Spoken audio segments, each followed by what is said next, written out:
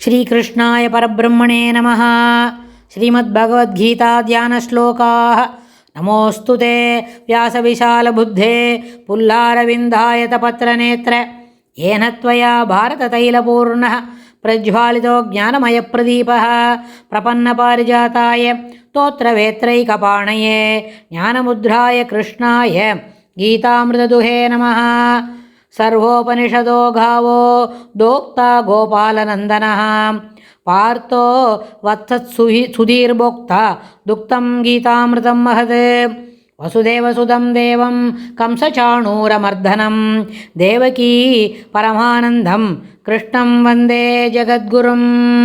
அடுத்தது 16வது அத்தியாயத்தில் 23வது ஸ்லோகம். எஸ் சாஸ்திர விதிம் உத்ருஜ்ய வர்த்ததே காமகாரதः ந ச சித்திம் அவாப்னோதி ந சுகம் ந பராங்கதிம்.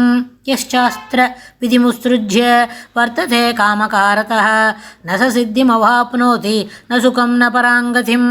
இந்த ஸ்லோகத்தில் பெருமாள் என்ன சொல்கிறார் அப்படின்னு கேட்டால், யஹா சாஸ்திர விதிம் உத்ருஜ்ய, அதாவது யார் ஒருவன் சாஸ்திரங்கள் விதியை மீறி அதனை விட்டு விலகி காமகாரதா, காமத்தின் வயப்பட்டு, அதாவது ஆசை வயப்பட்டு, வர்த்ததே, அதாவது தன்னுடைய தொழிலை புரிகின்றானோ அவன், அதாவது சாஸ்திரங்கள் சொன்ன பிரகாரம்தான் நம்ம கேட்கணும்.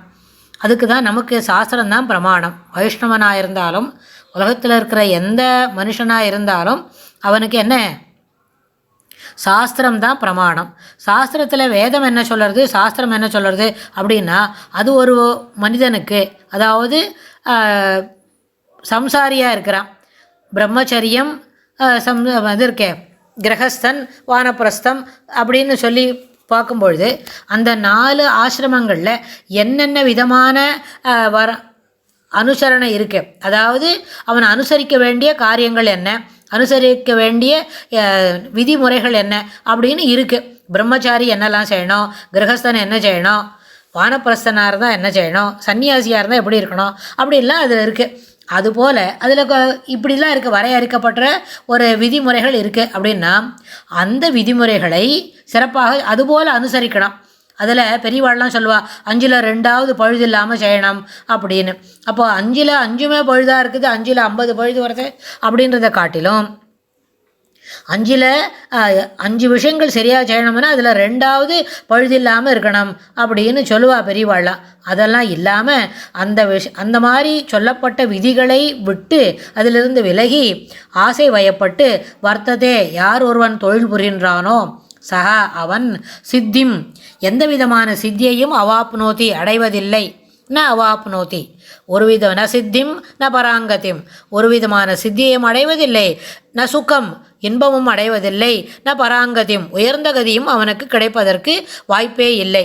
ஏன்னு சொன்னால் சாஸ்திரத்திலேருந்து விதிக்கப்பட்ட கர்மாக்களை செய்யாமல் அதிலிருந்து விலகி மனம் போனபடி தனக்கு என்ன சொல்கிறா, இப்போ முன்னாடி ஸ்லோகத்துலலாம் சொல்லிகிட்டே வந்தார், இதான்ப்பா லைஃப்பில் இப்படி தான் கிடைக்கும், இதுக்கு தான் மாற்றிக்கணும், அதெல்லாம் மாற்றி செய்ய முடியுமா, இப்படி தான் இருக்கணும், இதுக்கு எனக்கு இது கிடைக்கும், இதுக்கு மேலே அப்புறம் அது கிடைக்கும், அதுக்கும் மேலே ஒன்று சிலதெல்லாம் கிடைக்கும், இது எல்லாமே என்னோடய முயற்சியில் தான் வந்தது, நான் பாரு எவ்வளோ பெருமாளை வேக சேவிக்கிறதுக்கு போகிறேன், தினம் 2 வேளையும் கோயிலுக்கு போகிறேன் அப்படின்னு சொல்லி அதுலேயும் ஒரு டம்பத்தை காட்டி, அதுபோல் இருந்தால் சாஸ்திரம் இது தனி மனிதனோட செருக்க காட்டுறது.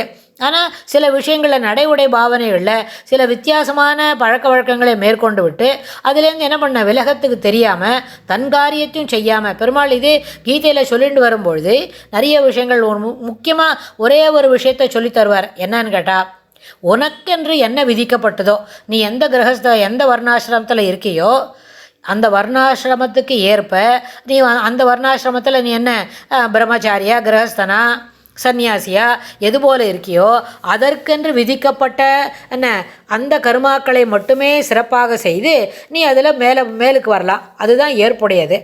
ஆனால் அதில் என்ன பண்ணலாம், 1 2 என்ன பண்ணலாம், தவறு இருக்கலாம். இப்போ சொன்னமே 5ல் 2வது பழுது இல்லாமல் செய்யணும்னு, அதுபோல் இருந்தால் அதில் 1 2 தவறாக இருந்தாலும் அது ஏற்புடையது, அது என்ன பண்ண முடியும், that requires price also, that will be priced, ஆனால் that will be recognised also.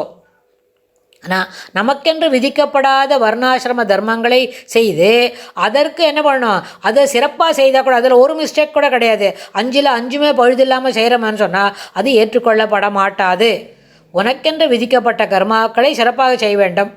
அதில் சிறப்பாக செய்யணும், செய்வதற்கு முயற்சி செய்ய வேணும். அதிலோட சீக்வன்ஸு, அதனோட அடுத்தடுத்து என்ன செய்யணும்ன்ற விதிமுறைகளை மாறாமல் செய்வது அவசியம். ஆனால் அதில் 1-2 விடுபட்டு போகிறது அப்படின்னா அது ஏற்றுக்கொள்ளத்தக்கது. நாளடைவில் அந்த விட்டு போன காரியங்களையும் சேர்த்து சிறப்பாக செய்கிறதுக்கு நம்ம பழக்கப்படுத்திக்கலாம். ஆனால் நமக்கென்று இல்லாத வழிமுறைகளை, நமக்கு என்று விதிக்கப்படாத சில காரியங்களை செய்து சரியாக செய்தாலும் அது ஏற்றுக்கொள்ளப்பட மாட்டாது. அது எந்த கணக்கிலையும் பெருமாள் அதை எழுதிக்க மாட்டார். அப்படித்தான் பெருமாள் நம்மளுக்கு சொல்லி கொடுக்குறார். அதனால் அந்த காமவயப்பட்டு சில தொழில் புரிகின்றவருக்கு ந சித்திம் ந வாப்னோதி ந சுகம் ந பராங்கதிம், அதாவது சித்தியும் அடைவதில்லை, ந சுகம் சுகத்தையும் இன்பத்தையும் அடைவதில்லை, ந பராங்கதியும் உயர்ந்த கதியும் கிடைப்பதில்லை, அதற்கு வாய்ப்பில்லை என்று சொல்கிறார். அதாவது சாஸ்திரம் ஊனக்கண்ணை கொண்டு காணாமல் ஞானக்கண்ணை கொண்டு காணுதல் அவசியம் என்கிறார். கண் அல்லது இல்லையோர் கண்ணே என்றவாறு. அதனால் இந்த ஸ்லோகத்தில் பெருமாள் என்ன சொல்கிறார், அவர் சொல்லியிருக்கிற அந்த வேதத்தின் அடிப்படையில் இருக்கக்கூடிய சாஸ்திரங்களை என்ன பிரமாணம் இருக்கிறதோ அதை மட்டுமே ஏற்றுக்கொண்டு செய்தால் இந்த அசுர சுபாவத்திலிருந்து விடுபடலாம்னு ஒரு சின்ன கோடிட்டு காட்டுறார். அடுத்த ஸ்லோகத்தில் என்ன சொல்கிறாருன்னு நம்ம பார்க்கலாம். ஸ்ரீகிருஷ்ணாய துப்யம் நமஹ.